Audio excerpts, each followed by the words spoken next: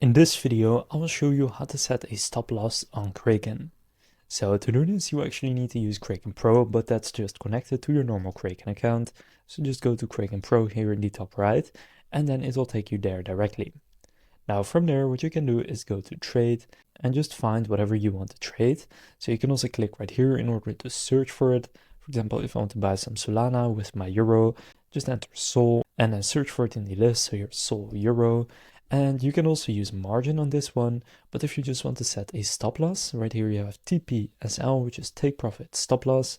Now it's set to no, but if you click on simple, then you have a simple stop loss. So for example, you can see the last price here at the top is 123 euros. So I could set it at 110.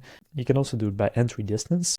So for example, when it goes down 10%, then you want to sell it automatically. And from there you will have a stop loss on this order.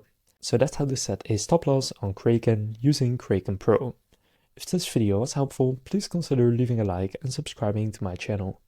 With that being said, I will see you in the next video.